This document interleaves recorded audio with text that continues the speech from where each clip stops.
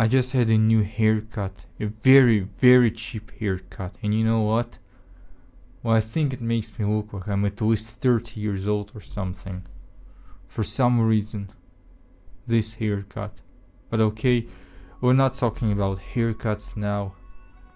Because I have something more serious to talk about right now. And you know, this whole video was inspired by a conversation which I overheard just a couple of days ago, and this conversation got me thinking once again about a thing called toxic masculinity, which many people dismiss this term, and most people who do so are men themselves who deny that toxic masculinity in fact exists. And so the scene that I witnessed 2 days ago, so I've been to the house of my uncle, and he has a son with my cousin.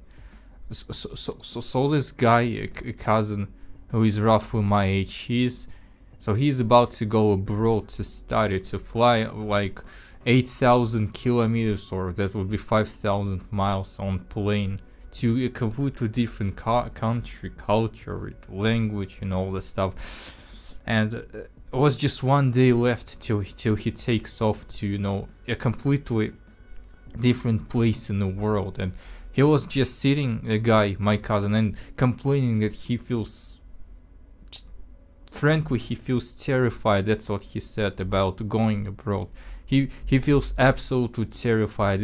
Yes, this is definitely what he has been trying to achieve since he was 15 or 18 or so. I mean 15 or 16 or so. But you know, when you are in the past, when you apply to the university, to a program, it's still months or if not years away from the moment where you're in, and you feel that this thing that will happen in the future will not happen to you. It will happen to a completely different person, to someone who is not you. This will never happen to you. That's why you make so many bizarre plans for the future, because you don't feel like it's gonna happen to you, because immediately right now it's not gonna affect you in any way.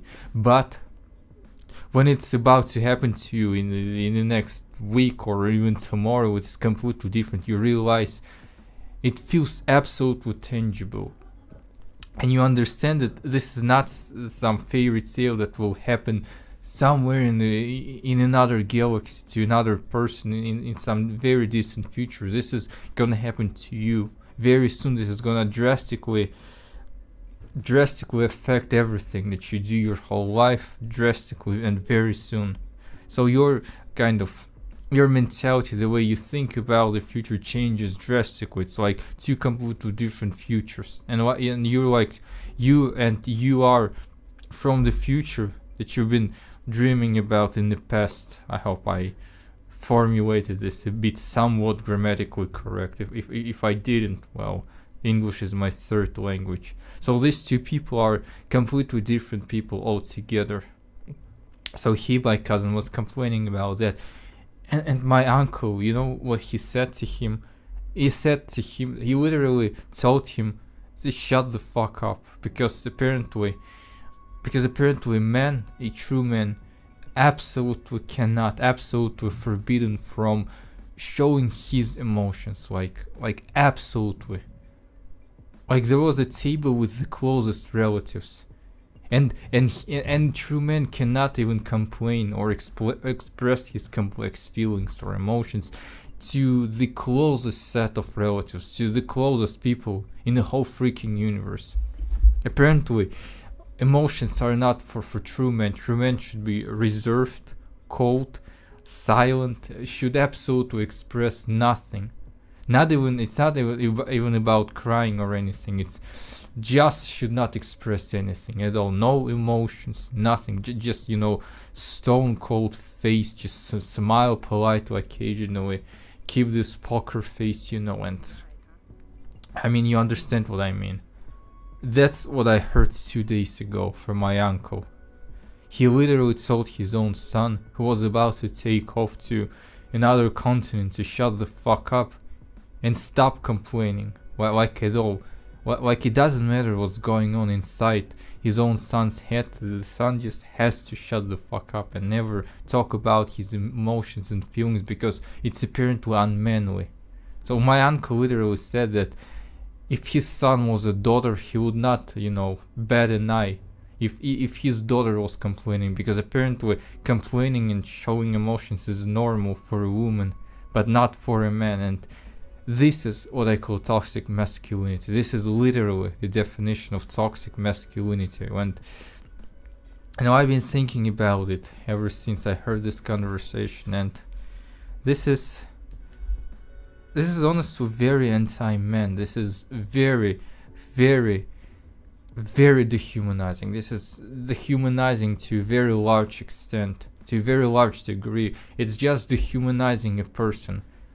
Well, because emotions, no matter what these emotions are, like crying or screaming or whatever, like beating the stuff around when you're scared, when you're terrified, when you're nervous, anxious, stressed, whatever. It is a completely normal mental response to a situation, especially if situation is unfamiliar, completely behind, and going for a month or for years abroad to a completely different place, different culture, different country, language. I already said all of that before. It's a normal reaction of a normally mentally functioning human being. And apparently, according to toxic masculinity, the men should deprive themselves of the most basic, emotions, because apparently emotions are perceived as weakness for some reason. Like it's not some traditional masculinity, it's a frankly, it's a very modern development. Because if you read older literature, even if you read something like The Hobbit or The Lord of the Rings written by John Tolkien, who is a veteran of the First World War, a soldier, a religious conservative person, not some liberal or leftist or whatever, very conservative person who's been to the World War and fought in trenches in Verdun and Western Front and in France against the Germans. So if you read his writings, The Lord of the Rings especially, you see that the characters show emotions all the time. Frodo, Sam, Aragorn, Boromir, all of them show emotions. They constantly kiss each other. They constantly weep about the homeland that they left. They constantly weep, kiss each other, and remember the Shire that they left.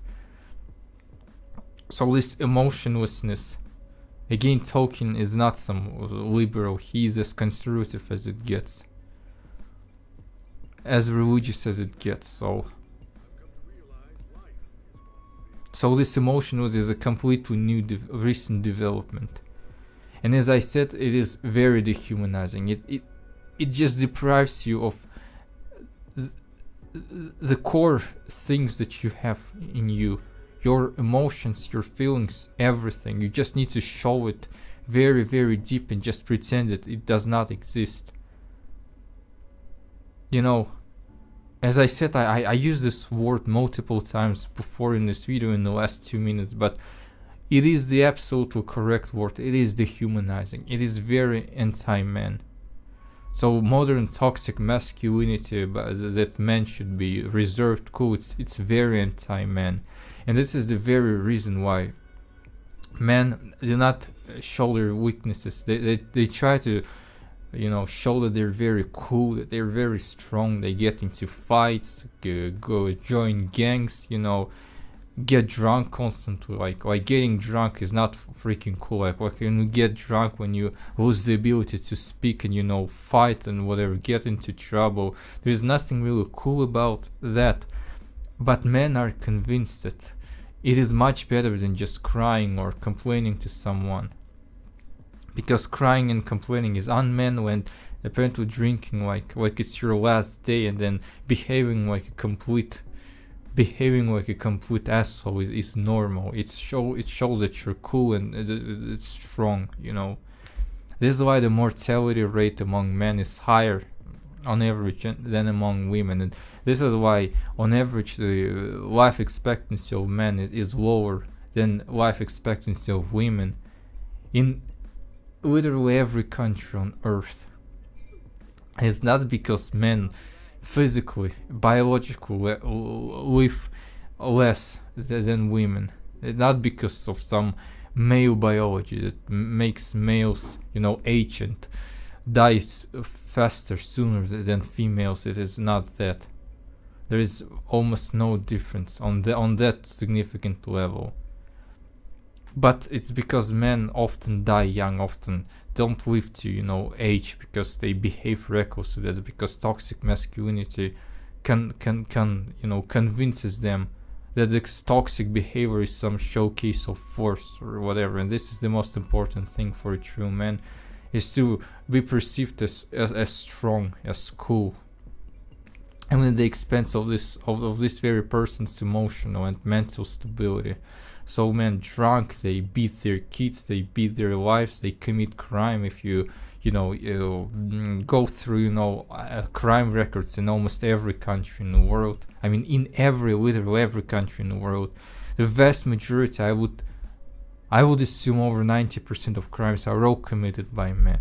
It's because of that toxic masculinity, and it's a very, very real thing. It's not some it's not some leftist not some feminist buzzword or whatever. It is a very real thing. Well, I know men like to dismiss this term as some feminist buzzword, but it is true. It does exist, and that's what I wanted to share now. So thanks for listening to this. Tell me what you think about all this stuff. Share your opinion. Did you witness the instances of toxic masculinity or something like that? And see ya next time, probably. Well, if I'm still alive, of course.